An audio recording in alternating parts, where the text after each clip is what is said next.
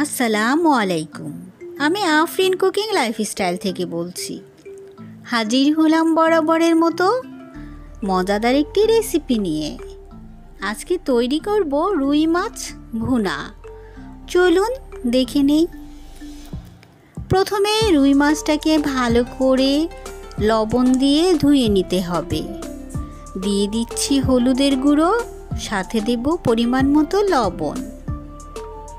এখন ভালো করে মাছের গায়ে হলুদ আর নুনটাকে মেখে নেব। যেই কোনো মাছ কিন্তু লবণ দিয়ে ধোয়ার পর একটু লেবুর রস দিয়ে ধুয়ে নেবেন। এতে মাছের যে একটা স্মেল থাকে সেটা থাকবে না। আচ্ছা, এখন ভাজার প্রসেসটা বলে দিচ্ছি।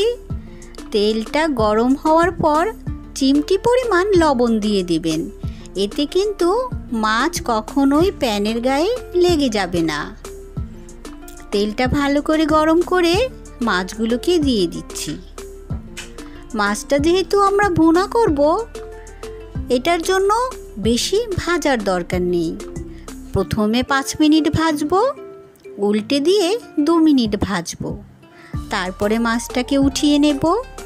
আচ্ছা, প্রথমে প্যানে বেশি করে তেল দিয়েছিলাম, কারণ এই তেলটা দিয়েই মাছের ভুনাটা রান্না করব।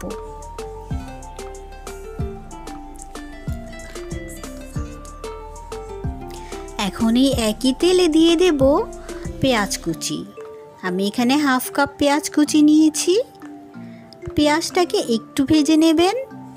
বেরেস্তা করার কোনোই দরকার নেই, একটু ভেজে নিলেই হবে। দিয়ে দিচ্ছি 3 টেবিল চামচের মতো পেঁয়াজ ব্লেন্ডার করা, সাথে দিচ্ছি 1 টেবিল চামচ আদা রসুন পেস্ট করা। লবণ দিচ্ছি পরিমাণ মতো, হলুদ দিয়ে দিলাম 1 চা চামচ, মরিচের গুঁড়ো 1/2 চা চামচ, ধনে গুঁড়ো দিচ্ছি 1 চা চামচ, সাথে নিচ্ছি 4টা টমেটোকে কেটে নিয়েছি।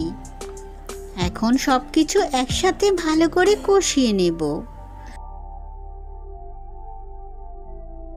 যেন পুড়ে না যায়। একটু পানি দিয়ে দেবেন। গ্যাসের ফ্লেমকে মিডিয়াম করে ভালো করে কষিয়ে নেবেন। যখন তেল উঠে যাবে বুঝতে হবে কষানোটা হয়েছে। ভেজে রাখা মাছগুলো দিয়ে দেবেন।